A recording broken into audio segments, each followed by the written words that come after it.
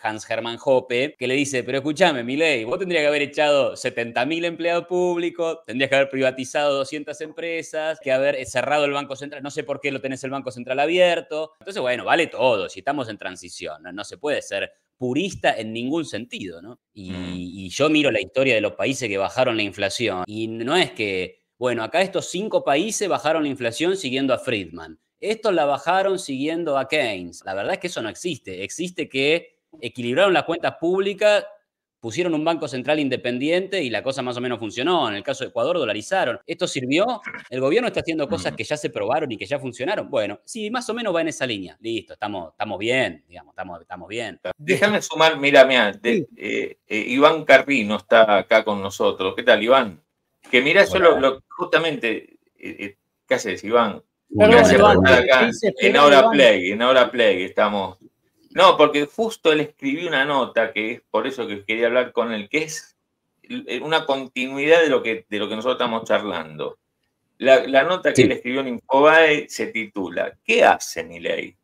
¿Hace escuela austríaca? ¿Hace ortodoxia o hace heterodoxia? Entonces, Iván, que es un estudioso de las escuelas económicas, justamente se metió en lo que vos estás planteando, Batista. Vos decís, Batista dice, y mirá, si hubiese coordinado expectativas, la inflación hubiese sido la mitad. Y Iván, que más o menos yo sé cómo piensa, dice, ¿qué está haciendo Milei? No sé si no lo entenderá o si estará viendo que se choca con lo que él mismo decía cuando estaba en el llano. No sé, Batista, si vos tenés un minuto, te quedás un ratito acá. Me quedo. Primero, un placer, Iván, escuela austríaca, Iván. Lo veo, es más, veo tu canal de YouTube porque, bueno, ahí se aprende mucho y aprendí mucho de escuela austríaca mirándote. Y mi pregunta es esa, si hubiera coordinado expectativas, Milei, independientemente de que me imagino tenés cuestionamientos con respecto a qué hace Milei, porque no es escuela austríaca esto, en eso estamos de acuerdo, pero si hubiera coordinado expectativas y no hubiera, porque alimentar el fantasma de la hiperinflación le sirvió políticamente, pero no en los términos reales desde el punto de vista económico, si hubiera coordinado expectativas y hubiera acumulado una inflación del 70 o 80% en todo este periodo en vez del 152, tendría un colchón grande de competitividad y ese colchón grande de competitividad le permitiría hacer muchos empalmes de cara al futuro y pasar una situación completamente distinta y no tener este talón de Aquiles, que es un tipo de cambio en un valor de competitividad muy, muy complejo. Entonces, ¿qué opinión tenés con respecto a esto? Bueno, gracias por lo que me decís, Matías. Un placer y gracias por la invitación, Claudio. Lo que pasa que yo no lo veo tan así. A ver, no me parece que es tan fácil decir... O sea, no creo que hubiera sido tan fácil generar una inflación del 70 en lugar del 150 que tenemos acumulado en el año, dado los desequilibrios de entrada, digamos.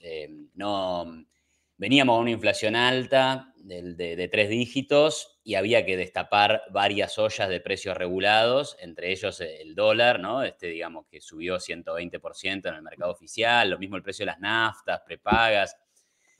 No hay experiencias de precios controlados y recontra atrasados como estaban en Argentina en diciembre del año pasado, que terminen muy distinto. Entonces, vos destapás un poco, destapás mucho, liberás, pero el impacto en precios lo tenés. Entonces, después la cuestión de coordinar expectativas. Me parece que yo entiendo a lo que te referís, pero lo voy a reformular. Hay una coordinación de expectativas que viene por el siguiente lado, que es decir, el equilibrio fiscal es innegociable. Ajusten las expectativas a eso. Y la verdad es que las experiencias históricas, cuando se corrige el equilibrio fiscal de forma que todos creen que se va a corregir y que se va a sostener, ahí las expectativas de inflación caen fuerte. Y hay una caída fuerte de las expectativas de inflación. Digamos, en estos meses pasados llegamos a, creo que 230, 240% de inflación anual. Una tasa espectacular de inflación, gigantesca. Y hoy el REM dice que vamos a tener 38% de inflación el año que viene. Y estamos hablando de expectativas que son un poco pesimistas incluso, ¿no? Entonces hay coordinación de expectativas, solo que el mecanismo no es el del control de precios, el del acuerdo de precios y salarios y todo lo demás. Ahora, volviendo a la cuestión de la escuela austríaca, la ortodoxia y la heterodoxia, yo lo que digo en la nota, que me parece... Porque claro, fíjate vos que al gobierno, obviamente que por izquierda se lo corre, ¿no? No, ¿cómo liberaste este precio? ¿Cómo vas a hacer este ajuste brutal? ¿Cómo vas a tener el dólar así? Bueno, por izquierda se lo corre. Y por derecha después aparecen autores libertarios muy destacados y muy admirados por un gran número de seguidores de la escuela austríaca, como es el caso de Hans Hermann Hoppe, que le dice, pero escúchame, Milei, vos tendrías que haber echado 70.000 empleados públicos, tendrías que haber privatizado 200 empresas, tendrías que haber cerrado el Banco Central, no sé por qué lo tenés el Banco Central abierto, claro, porque si venís de ese lado, claramente vas a encontrar inconsistencias con lo que dirían algunos autores de la escuela austríaca. Entonces, claro, yo lo que digo es, estamos en transición. Estamos en transición desde el kirchnerismo, que era, bueno, un experimento de populismo macroeconómico, como se ha denominado en alguna literatura, ¿no? Esta idea de expandir el gasto, el déficit, de controlar precios y demás, hasta algo, y una transición hacia dónde? Bueno, a una cosa más normal. Y ahí hay mucho de ortodoxia, o sea, de ortodoxia convencional y normal, o sea, economía normal. Acá viene un economista estándar, y vamos a decirlo, Caputo, que es un tipo que ha tenido mucho éxito en los mercados financieros, en materia de economía, es un economista estándar. Un hombre que dice, bueno, a ver, hay déficit, ¿no hay financiamiento? Y bueno, tenemos que ajustar, no nos queda otra. ¿El Banco Central lo puede usar? No, porque hay 200% de inflación. Entonces lo único que nos queda es ajustar el gasto e incluso subir un poco de impuestos. O sea, fíjate que ahí también fue heterodoxa la cosa, ¿no? Y cuando no salen del cepo, porque te dicen, no, yo no salgo del cepo, porque si salgo del cepo, tengo un salto de la tasa de inflación. Bueno, pero ¿no era que la inflación era monetaria? No, bueno, en el corto plazo aparecen estos impactos, así que ahí hasta agarra algo de literatura estructuralista, si querés, ¿no? Entonces, bueno, vale todo, si estamos en transición, no se puede ser purista en ningún sentido, ¿no? Así que, bueno, esa es un poco la lectura de este momento. Está bueno, porque está bueno, porque yo coincido que, viste, atarse a lógicas conocidas con lo que estamos viendo, tal vez te lleve a un error de diagnóstico, y lo que plantea Iván, insisto, pueden leer la nota en Infobae, que se llama ¿Qué hace Milei? Está muy buena, muy, muy gráfica, está bien escrita, además, muy, muy conceptual, muy fácil de leer. Pero la cuestión es, y esto que estamos viendo, esta transición que vos decís, ¿hacia dónde nos conduce en términos de, bueno, no sé, tipo de cambio, actividad económica, laburo? Sí. ¿Qué es lo que vos percibís ahí? Pero no en el año 2030, porque en el 2030 estamos, viste, acá hay que ver más o menos, viste, el corto plazo. Bueno, ahí también estaba escuchando lo que decía Matías sobre el tipo de cambio y la competitividad, ¿no? Claramente hay un proceso de apreciación cambiaria real, o sea, sobre todo si uno mira el mercado paralelo, lo que pasa es que en el mercado paralelo veníamos con niveles de tipo de cambio real que eran similares a los de la salida de la convertibilidad, es decir, eran similares a episodios de crisis muy grandes de Argentina, ¿no? Entonces uno podría decir, por ahí es normal tener un tipo de cambio real un poco más bajo que esos niveles que eran propios de situaciones de megacrisis. Claro. Por ahí uno diría, bueno, pero pará, porque se te apreció un montón en 7 meses. Bueno, y sí, es verdad, fue rápido. Pero la competitividad no es solo un tema de tipo de cambio, y además el tipo de cambio real está muy relacionado, o por lo menos en los últimos años vimos eso, con el índice de riesgo país. Un riesgo país muy alto implica un tipo de cambio real muy alto, lo que implica también un salario en dólares muy bajo. Entonces, esa configuración, algún economista puede decir, uy, mirá, somos re competitivos. Bueno, pero pará, somos competitivos porque el índice de riesgo país es altísimo, o sea, nadie quiere invertir y el resultado son salarios bajísimos. Entonces, yo prefiero tener una moneda argentina más fuerte, menos competitiva, si se quiere, pero que es el resultado de que el riesgo país es más bajo y por lo tanto, bueno, eso se traduce en un nivel de salarios un poco más alto. Tampoco es que vos podés incrementar los salarios en dólares porque te gustó y porque pusiste un precio máximo para el dólar. No, eso no me gusta, pero por eso estoy mirando solamente el paralelo. Y después, bueno, yo creo que hoy tenemos cepo, esa es la parte heterodoxa del freno a la inflación, o sea, meto un crawling peg de 2%, regulo ese precio e intento también, además de lo fiscal, bueno, bajar la inflación por ahí. Pero me parece que también es un esquema de transición. Y como están logrando bajar la brecha, desde mi punto de vista, con la cuestión macroeconómica de la baja del riesgo país, también ha habido un cambio en la política monetaria. Crece mucho menos la base monetaria en estos últimos 2 meses de lo que crecía en junio, en mayo, en julio. Entonces me parece que ahí también hubo un cambio macro. Y si eventualmente llegan a una brecha muy baja, o sea, o la brecha sigue bajando, me parece que se va a eliminar el control de cambios en ese momento, ¿no? Yo creo que están esperando una brecha chica, qué sé yo, 10%, 5%, para poder salir del cepo y ya ir a un sistema de tipo de cambio, bueno, flotante al principio. Pero vos decís que si la brecha bajase al 5 o 10% y vos sacás los controles cambiarios, se te queda ahí el dólar, el oficial, digamos, queda ahí nomás. Claro, sí, yo veo eso. ¿Por qué? Porque yo digo porque no va a haber muchos que te vayan a querer comprar dólares que hoy no pueden y la demanda se exacerbe y eso te dispara el tipo de cambio. A ver, igual ahí es debatible, pero creo que ahí los datos tampoco son súper claros y transparentes. Mucha gente no puede comprar dólares. La verdad es que muchos agentes de la economía sí pueden dolarizarse a un tipo de cambio paralelo. Está el contado con liqui, está el MEP. Obviamente está el blue, que sería ilegal, pero sabemos que el ahorrista pequeño puede usar el blue perfectamente y además no lo van a perseguir judicialmente. Entonces, es una ilegalidad nominal, porque en el fondo no te va a pasar nada. Y encima con este gobierno, que es un gobierno que no va a perseguir a nadie porque compró dólares en el mercado paralelo.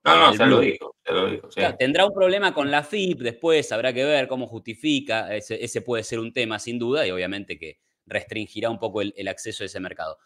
Después, bueno, habrá algún importador, sí, pero incluso se ha dicho que muchos de los importadores han ido al mercado del contado con liqui. Entonces a mí no me queda tan claro de que si vos sacás el cepo hay una demanda completamente reprimida.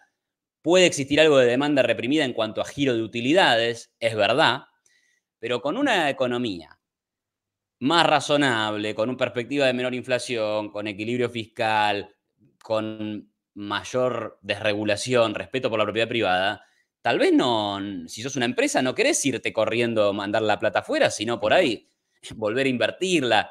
Tal vez suena demasiado optimista. Pero vos no sos de los que creen que este es un carry trade, que así como empezó, un día se termina, como tantas veces vimos. ¿No crees eso? Esa es mi pregunta también. Puede haber algo de eso, digamos, porque, a ver, la tasa en dólares es muy alta y es muy atractiva, o sea que alguna corrección o baja la tasa o sube el tipo de cambio eventualmente para poder normalizar eso. Pero de vuelta, estamos en una situación de transición y acá hay más pasos, hay que seguir normalizando la tasa de interés en la medida que baje el riesgo país, también irá bajando. Y no, también Argentina es un país muy riesgoso, entonces es normal que las tasas de interés sean altas. La clave será traducir esa inversión, que hoy por ahí está en lo más financiero, que bueno, que después lleva un tiempo y se transforma en inversión real. A ver, metele vos, Batista. Iván, una pregunta vinculada a esto. Vos, yo la sensación que me da es que gran parte del plan de Milei es que en la medida en que se retira el Estado de la economía, tiene que entrar la inversión privada. Y me da la sensación, a mí me da la sensación que a la velocidad a la cual se retira el Estado no es compatible con la velocidad a la cual está ingresando o piensa ingresar el privado, teniendo en cuenta que tenés cepo, que el RI es una buena herramienta para el sector privado, pero que te mire y te dice, che, levanta el cepo. Si el gobierno eventualmente levantaría el cepo después de las elecciones, ¿no crees que puede haber un descalce muy importante pensando en la ecuación macroeconómica fundamental, hablamos de colega a colega, pensando en la ecuación macroeconómica fundamental, el retiro del Estado y la velocidad a la cual ingresa el privado, que el privado tiene todo el tiempo para invertir, dice, che, la verdad, ganar la elección, después veo, cuando entro, ¿no crees que ahí puede haber un descalce importante? Bueno, digamos, si lo queremos ver desde ese lado de la demanda agregada, recesión ya tenemos, ¿no? Digamos, ya vimos que cayó la inversión, cayó el consumo, tenemos un muy mal primer trimestre, incluso a nivel de semestre seguramente no sea muy bueno, pero después aparece la recuperación, ¿no? Digamos, que es algo que pasó en todas las últimas crisis devaluatorias que tuvo Argentina, en 2019, bueno, ahí justo después vino el coronavirus, ¿no? Pero 2016, 2014, pues la economía siempre recupera. Entonces, obviamente, acá habrá que esperar tiempo, ¿viste? Esto no es de un día para el otro, pero también es bueno saber que no es de un día para el otro, porque si no nos quedamos con la ilusión de que todo es fácil y no, la verdad que no es fácil. Cuando no se hacen los deberes, por decirlo de alguna manera, por mucho tiempo, quedan muchos desequilibrios, pero además queda mucha desconfianza. Y la verdad es que a la Argentina le va a quedar enmarcada en la desconfianza general por mucho tiempo y por muchos años, porque tenemos tendencia a no pagar la deuda, a incrementar la deuda, a tener mucho déficit fiscal, a castigar a los sectores productivos de la economía, ¿no? Digamos, retenciones, controles de precios, cepos. Entonces, bueno, obviamente que el mundo, claro, el gobierno hace su tarea, ajusta el gasto, equilibra las cuentas públicas. Con eso trata de mandar una señal de, bueno, inversores, acá cambiamos las cosas, quédense tranquilos. Y bueno, sí, pero hay que ver si creen que es sostenible, si creen que por ahí esto dura solo 4 años porque después cambia el gobierno y viene alguien que piensa completamente distinto. Entonces, bueno, todas esas cuestiones están sobre la mesa. Son los riesgos que tenés que tomar. Pero lo que se hace, más o menos, lo que está haciendo el gobierno más o menos es seguir el libro estándar de política económica. Nada raro. Claro. Y entonces, ¿qué podemos esperar? Bueno, nada raro en materia de resultados. O sea, más o menos la cosa va a andar por el lado de se va a recuperar un poco la economía, va a bajar la inflación, habrá mejores perspectivas y de a poquito Argentina se va a ir recuperando y se va a transformar en un país más normal. No, pero vos no ves vos cuando hablas de, bueno, de a poquito la economía se va a recuperar, que hay que, porque no sé, uno lo que ve es porque todo lo que es inversión pública está muy caído, viste esto de que los salarios en dólares crecen, pero claro, el paquete fideo también sube en dólares, digamos, el otro día Batista acá mostraba cómo la canasta de productos básicos costaba $20 en noviembre de 2023 y hoy cuesta 40. O sea, se duplicó en dólares. Entonces, bueno, Sí. digamos, entonces la cuestión es si esto que se está haciendo en el, más o menos, yo te decía, por eso, en el corto plazo vamos a ver y una mejora de la actividad económica, recuperación del nivel de empleo, caída de la pobreza. ¿Vos eso lo ves o te parece que todavía no está asegurado?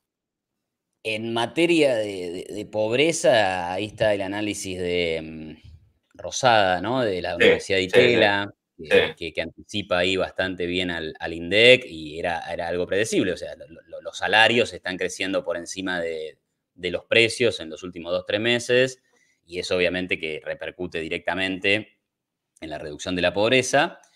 Y después, bueno, si Argentina se transforma, como parecería que se está transformando, en un país predecible, con menos inflación, con mayor respeto por la propiedad privada, bueno, entonces no necesitas que esté el Estado estimulando el gasto, porque lo que hay es el sector privado estimulando el gasto, el sector privado, por ejemplo, dando crédito al comercio, a la industria, a la construcción. Ya vemos que el sector construcción está muy mal, pero empezó a mostrar algún que otro dato positivo en los últimos meses. Y por eso digo, es el manual básico. ¿El Estado qué tiene que hacer? Darme orden macroeconómico. No, a ver, otros países del mundo tienen déficit fiscal y eso no es un problema. ¿Pero por qué? Bueno, porque Claro, totalmente, totalmente. hecho una Claro, tarea acá amplia. está, yo creo que todo el mundo se dio cuenta que acá no te financian el déficit fiscal. Esa es Exacto, o sea, eso exacto. no. El tema es cómo haces ese camino resolviendo problemas, digamos, de la mayoría, ¿no? Bueno, a ver cómo es que, no, digamos, los salarios no se quedan en términos de poder adquisitivo, si bien se contrajeron de poder de evaluación, cómo hacer para que se recupere. Bueno, un poco lo que todos pensamos que debe ser un país mejor, digamos, con más laburo, mejores ingresos. Pero Sí, bueno, no sé si eso está en este camino. Vos te preguntás, bueno, al final, ¿qué es mi ley? Que es tu bueno, pregunta, digamos. ¿Te lo Eso, por eso digo. asegura o no? Y por eso digo, en la transición hay de todo. Hay mucho de Ah, ortodoxia, hay algo de heterodoxia, también hay algo de escuela austríaca, si se quiere. Pero en el fondo, claramente se quiere ir a un país estable, fundado en una política económica, sí, de corte liberal, en donde se considera que lo fundamental es el sector privado, porque el sector privado es el que puede innovar, el que puede producir mejor de acuerdo a las demandas de los sí. consumidores, el que tiene la capacidad de ser más eficiente. Y entonces vos vas a armar la política económica en base a eso. Bueno, entonces, ¿hacia dónde va? ¿Cuál es el objetivo final? Que este país crezca por muchos años, de forma muy sostenida, como puede ser el caso de Perú en los últimos 25 años, o Chile, que se quedó un poco en los últimos 10, pero que ha crecido por 30 años casi de forma ininterrumpida. O sea, han sido países que no tuvieron un solo año de recesión, salvo en el 2020. Pero, y eso te hace, pero en el caso de, por ejemplo, de Perú, de Chile, ¿aseguró la movilidad social? ¿Aseguró, digamos, o A ver, consolida un sector, digamos, los que son pobres, el que ya no puede ir a la universidad, que no vaya? bueno, fíjate, vos yo hace poco, con todo este debate universitario, compartí ahí un gráfico, bueno, después habrá que ver la metodología, pero es muy interesante porque mostraba el nivel de graduados universitarios segmentado por edad. Y en Mm, Chile, el segmento que más graduados universitarios tiene es el segmento que creo que iba de 24 a 34 años. O sea, las nuevas generaciones van más a la universidad de lo que iban las viejas, lo que te puede mostrar un factor de movilidad social. mm. Chile, si bien esto lo ha cuestionado mucha gente desde la izquierda, pero la verdad es que están faltos de datos porque Chile es uno de los países con mayor movilidad social dentro de los países de la OCDE. Y además hay una cuestión básica. Si se amplía la torta, Sí. ponele que a vos te toca el 10% de la torta y que nunca te va a tocar más del 10% de la torta. Bueno, querés una torta más grande. O sea, los pobres de los países más ricos del planeta no quieren venir a vivir a Argentina como los pobres de la Argentina, porque la diferencia es abismal entre ser pobre en Argentina o ser pobre en Dinamarca. Entonces, por lo menos, apuntemos a tener el PBI per cápita de Dinamarca, así los que están abajo de la pirámide social mínimamente van a tener casa de material, calefacción, hasta un auto, digo, van a vivir mejor. Por ahí no se van a transformar en los más ricos del país, pero ya estando debajo de la pirámide, igualmente van a Sí, lo que tener... pasa es que nosotros, Argentina, digamos, más que mirar el espejo en Dinamarca, lo mirás justamente, digamos, ¿cómo seremos? ¿Seremos como fuimos, digamos, nosotros, con el paso de las décadas, también con una inestabilidad total desde el 2011 para acá, y esto es lo que nos lleva a profundos debates, o somos más parecidos a Chile, a Uruguay, a Perú, a Brasil, digamos, me parece que la cuestión es cuánto nos vamos a parecer en los próximos años a lo que fuimos nosotros o a lo que son estos países latinoamericanos, Sí, más que a pero Dinamarca, me parece, ¿no? sí. está bien, pero en el análisis, digo, macroeconómico general, tampoco es que hay grandes diferencias entre, en lo que estoy diciendo, si miro Chile o miro Dinamarca. Yo lo que quiero decir es, tenemos que transformarnos en un país rico, en un país más rico. Conceptualmente está claro, está bien, conceptualmente está claro. Pero hay una relación muy inversa. El tema es cómo se reparte, sí, cómo se reparte la torta, ¿no? Digamos, esa es la discusión sobre la equidad y la desigualdad, que la podemos dar, pero a priori Argentina tiene un problema de pobreza. Entonces, para bajar la pobreza necesitas crecimiento económico sostenido y baja inflación. Entonces, primer punto ese. Después pensemos en si la distribuimos, cómo, etcétera, etcétera, ¿no? Sí, no. Otro debate. Está claro, el único problema que podés tener ahí, Iván, entiendo conceptualmente, es clarísimo lo que decís, que cuando crece la torta modificás la infraestructura productiva o la infraestructura económica, y en esa modificación de la infraestructura económica, en teoría vos te llevas el 10, pero después te seguís llevando, crees que te seguís llevando el 10, pero en definitiva te empezás a llevar el 8, el 7, porque otros sectores son los que triunfaron y los sectores que producen más empleo no triunfan porque se primarizó la economía y ahí se te corrió las porciones de la torta, ¿me explico? Ese es un riesgo que puedes tener en el cambio de modelo y eso es algo que a mí me preocupa. No sé cómo lo ves vos en ese sentido. Ok, a ver, pero una cosa, yo lo que digo es, yo tengo no tengo el 10, tengo el 2% de la torta, o sea, estoy muy chiquito. Bueno, si la torta es más grande, me llevo el 2% de algo más grande. Así que ahí gané, no importa. Por más que me siga llevando la misma porción, por más que la distribución del ingreso sea exactamente igual, si hay más riqueza, estoy mejor. Ahora, vos decís, bueno, pero pará, porque hay un cambio en donde hay sectores que no van a poder adaptarse a menores regulaciones o a menor proteccionismo o a una tasa de interés más alta o que ahora no reciben un subsidio. Perfecto. La clave es que haya un crecimiento de la economía derivado de unas mejores condiciones macroeconómicas, de un país más estable, de forma que los que hoy se ven perjudicados por una reducción salarial, de subsidios, de gasto, de obra pública, mayores tasas de interés en dólares, no sé, bueno, que entonces puedan encontrar otro lugar de la economía para ejercer su trabajo y su capacidad productiva, porque todos la tenemos. A ver, digamos, el problema económico fundamental es que no hay suficientes bienes y servicios para todos, o sea que siempre hay algo para hacer que sea rentable. Lo que pasa es que, claro, a veces por ahí estás en el sector equivocado. La clave es que puedas cambiar de sector y que eso no se transforme en un problema en materia de desempleo y demás. ¿Cuál sería un sector, cuál sería hoy en la economía argentina un sector equivocado? Estás en un sector equivocado. ¿Cuál sería en la economía argentina el sector equivocado? Bueno, lo digo a la luz de los datos que ya conocemos. El gasto estatal en obra pública cayó 80% en términos reales en el año. Y sí, la verdad que si vos te dedicabas a la obra pública, por ahí fue una mala idea este año. Es un no, pero yo digo, no sé, de acá, sí. No, pero digo de acá en adelante en base a lo que vos crees, y vuelvo siempre a tu nota, digamos, esto que es mi ley, ¿no? Porque estamos hablando con alguien sí. A ver, para adelante.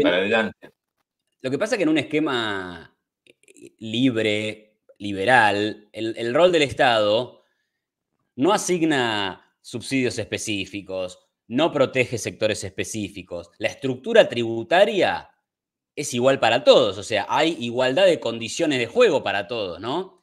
Entonces, yo te podría decir, mirá, me parece que el sector textil ha sido muy subsidiado, protegido, por ahí si ese esquema cambia, van a tener un problema para competir. Te podría decir, no, bueno, hay perspectivas en el sector energético, en el sector agrícola, porque siempre, sobre todo este último, ha sido bastante castigado por la política económica, así que si lo dejan de castigar, tiene mayores perspectivas. Pero en realidad no tengo ni idea cuál va a ser el mejor sector de acá adelante o el que tiene que reconvertirse sí o sí, porque el mercado es muy grande, muy diverso, muy complejo, está lleno de empresas y personas ultra creativas, innovadoras y cambiantes. Así que no tenemos mucha idea de... Yo cuando escucho a estos que te hablan del futuro y que se viene, ¿viste? No sé, está bien, muy interesante, pero yo no me animo. Bueno, pero ¿por qué no? Está bien, pero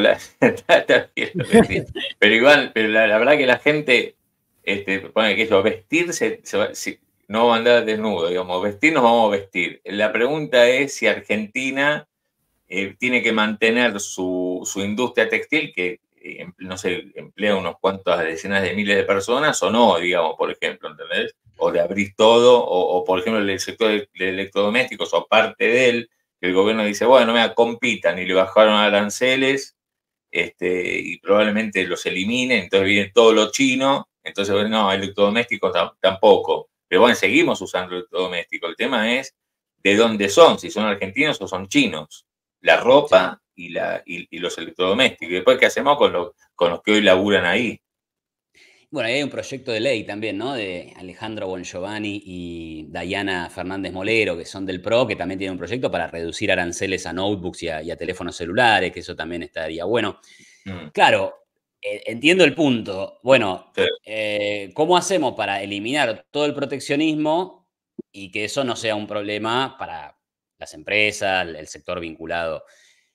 Adam Smith, Adam Smith, ustedes saben que era el más liberal de todos, digamos, uno de sus primeros argumentos fue el tema del libre comercio. Estaba completamente a favor de liberar el comercio, había ofrecido muchos argumentos de por qué las trabas a las importaciones eran malas, pero claro, a renglón seguido dice, bueno, pero si vamos a hacer la apertura, hagámosla gradual. Así que, digamos, hasta Adam Smith también consideraba que las cuestiones tenían que tener sus tiempos. Y el gobierno actual no, si bien eliminó muchos aranceles, los está llevando a un nivel más parecidos a los del Mercosur, digamos.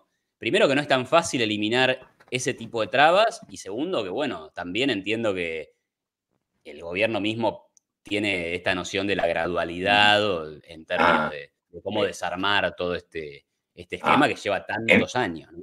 En ese sentido, vos lo ves heterodoxo, digamos, a Milei, digamos, así como con el cepo, con la parte... Claro, está bien. Sí, no sé, sumarle alguna más, la última, así ya después nos rasgamos. Iván, siendo de la escuela austríaca, vos estuvieras hoy en el Ministerio de Economía, ¿qué decisiones tomarías pensando en tu filosofía desde el punto de vista macroeconómico y qué crees que le falta a este gobierno de decisiones por tomar o qué decisión tomarías vos o qué te gustaría ver vos en este gobierno desde el punto de vista de decisiones macro? Bueno, yo presentaría mi renuncia indeclinable al primer día. Y le digo que cometieron un grave error al pensar en mí. Me vuelvo a las aulas, Sí.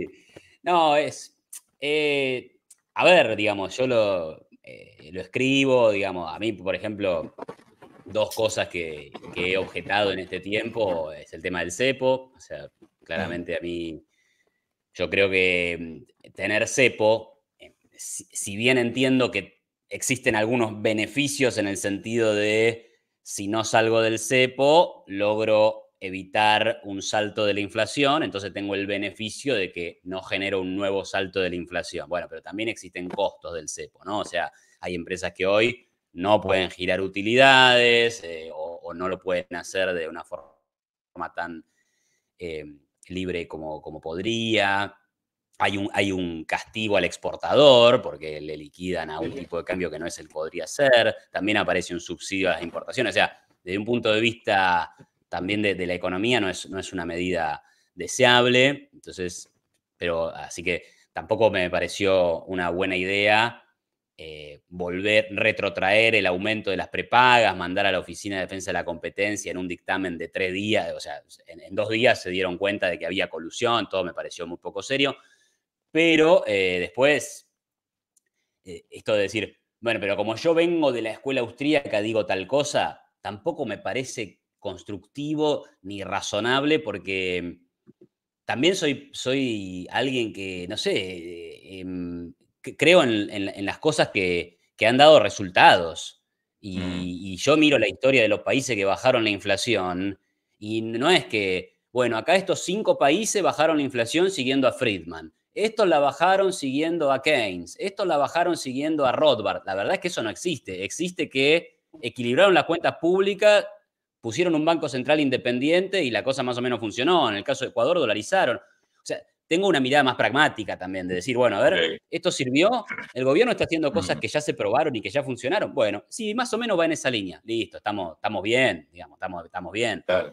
¿Mantiene el cepo? Bueno, sí, pero la brecha es 20%, antes era 180. Ah, bueno, entonces está un poco mejor este cepo que lo que era antes. Entonces, no puedo no reconocer cosas que son evidentes. Yo no me puedo cerrar a la idea de que todo es lo mismo porque hay cepo. No, no es lo mismo. No es lo mismo un cepo con 20% de brecha, que encima te dicen, ya salgo, que un cepo con 180% de brecha y que te decían, emito, no pasa nada, tengo déficit, no pasa nada, y la culpa la tenés vos por querer comprar dólares. O sea, estamos en un mundo, sí, no te digo 180%, 180 grados distinto, pero 150. Entonces, bueno, también reconozco esas cosas. Y quiero hacerte la última, Iván.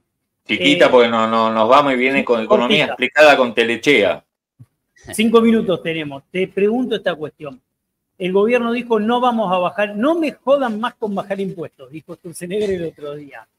No hace obra pública el gobierno, por lo tanto la infraestructura productiva no tiene los canales logísticos o el desarrollo de los canales logísticos, están subdesarrollados los canales logísticos para bajar los costos de la mayoría de las empresas. Y al mismo tiempo tiene un tipo de cambio que desde el punto de vista real multilateral es poco competitivo.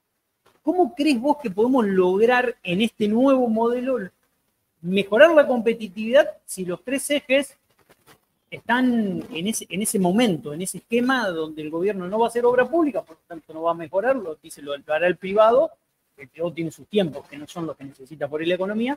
La segunda, no van a bajar impuestos, al contrario, han subido impuestos. Y tercero, te queda un tipo de cambio competitivo muy deteriorado. Entonces, ¿cómo lográs competitividad para que cuando produzcas esa apertura tu industria no sufra un estrés brutal? Metele en un minuto, Iván, que nos tenemos que ir. Rápido. Solo, creo que la expresión de no me pidan bajar impuestos tenía que ver con no me pidas la baja de impuestos sectorial, porque eso implicaría una desigualdad en las condiciones de juego. Si no, pedime que baje el gasto público porque así bajo la presión tributaria. Y lo que decís, yo agregaría dos cuestiones que me parece que no están en ese análisis, que son baja de riesgo país y baja de la inflación. O sea, y estos son dos impuestos de alguna forma, son dos condiciones negativas y adversas impuestas por el gobierno al sector privado. Un altísimo riesgo país que se traduce en una muy alta tasa de interés para endeudarse y por otro lado una alta tasa de inflación que se traduce en, país impredecible, menos inversión. Entonces, son costos que el Estado le impone al sector privado y que, dada su política de austeridad fiscal, están viéndose reducidos. Entonces, esa es lo que es la parte buena de todo esto. Incluso cuando, sí, es verdad, no se bajen algunos impuestos y no haya obra pública. Pero tenés estas dos cuestiones que no son menores y que que deberían jugar a favor de una reactivación económica.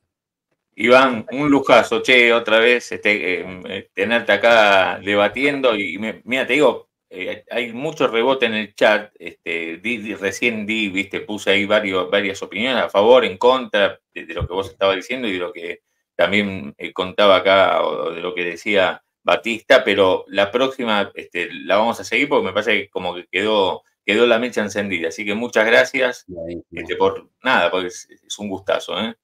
Dale, te mando un abrazo, Iván. Muy buena charla. Abrazo, Saludos Iván. para los dos. Gracias. Chao, chao.